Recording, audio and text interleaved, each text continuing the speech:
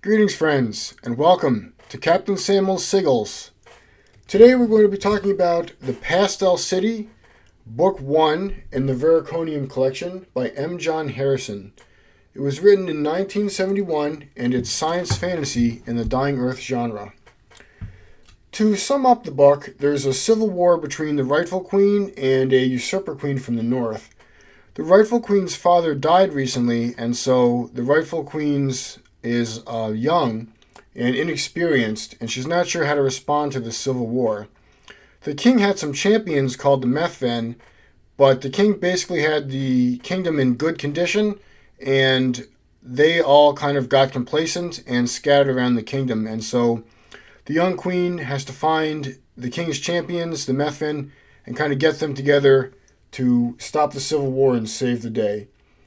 So the book focuses on the Methen, and they're kind of an interesting cast of characters. There's Griff, who is sort of your basic kind of gore, aggressive, over-the-top, violent warrior. Then there's Tomb the Dwarf, who's a technological master.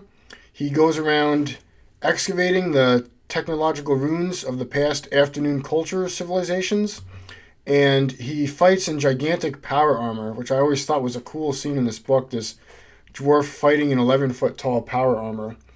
And then there's Tejas Chromis, who the book tends to focus on, and he's a poet swordsman who detests violence. He really has to be pushed far before he draws his sword and kills people, but once people push him enough, he becomes the most deadly of any of the group. And then later on, the young deposed queen also joins up with this group of champions.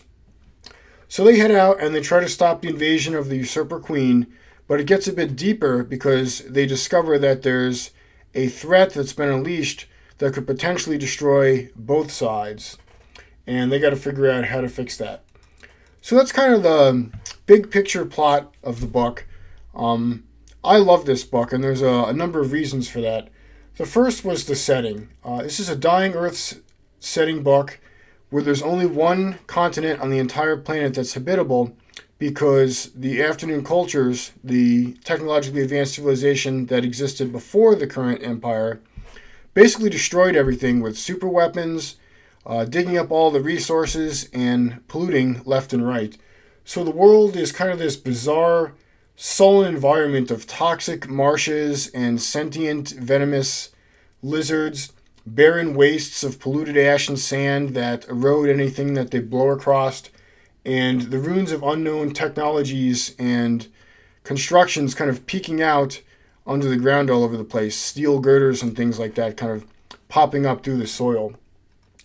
Also, just as an example of how inventive this book is, this book was written in 1971, and I think the first Star Wars movie came out in 1977. This book actually did lightsabers before Star Wars did, so there's lightsabers in this book with lightsaber duels, and I thought that was pretty cool. The other thing I really like about the book is that its prose is poetic and philosophical, and not only that, it manages to not slow down the story at all. Like, this book is action-packed, the plot moves forward, there's a lot of adventure, and yet there's this melancholy baroque style to the prose, which I really enjoyed. And I just want to read you a couple examples of how there's also this commentary on the human condition and deep philosophical truths. This book is just full of amazing quotes that I really liked. So here's one that's a bit relevant if you live in the United States in 2024. Basically, they're talking about how the usurper queen has taken over, and whose fault that is. Is that the fault of the people for picking this usurper queen, or is it the fault of the old queen who basically didn't do anything to stop it? So it goes, "Yes, Lord Chromis," whispered the young queen. "This morning the rebels rose again. My lord," she appealed, "what will become of our people? They have embraced a viper," and she wept openly. "They will be bitten," said Birkengriff. "They were not worthy of you, Queen Jane." She wiped her eyes. The rings of Neep glittered on her thin fingers. She drew herself up straight and gazed steadily at him. "You are too harsh, Birkengriff. Perhaps the failure was not in them, the people, but in their queen. Man, that's awesome. Here's another good one. Check this out. So this is where they're basically discovering that, in this civil war, the other side has unleashed this super weapon that had been developed by the previous cultures, and they're reminiscing about that.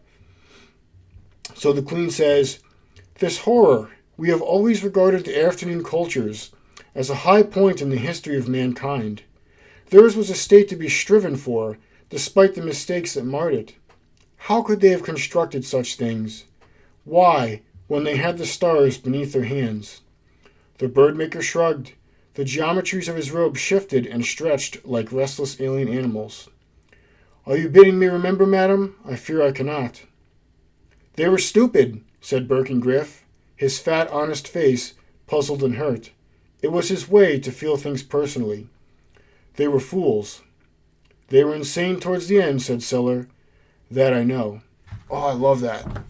I love that. I wonder about that a lot too, how we're able to travel the stars a bit ourselves, and yet we use that power for war and destruction, just as often.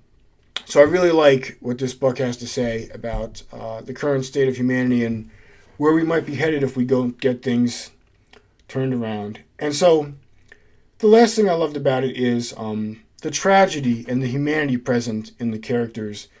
This is a science fantasy book, but there's no straightforward cardboard cutout bland archetypes here. Every character is unique, and they struggle against life. They struggle against their own limitations. A lot of times they fail to do the right thing. Sometimes they're not even sure what the right thing is to do. And there's a real sense of gravitas to this book that you might do your best, but sometimes things don't always turn out okay in the end. And they have to really grapple with that and come to terms with it. And I really enjoyed that a lot. So for me, The Pastel City by M. John Harrison easily gets 5 stars and actually goes into my personal pantheon of God-tier books. I loved it. It was so good. So I recommend it. I hope you enjoy it if you choose to check it out. Thanks for listening. Thanks for watching, and be well.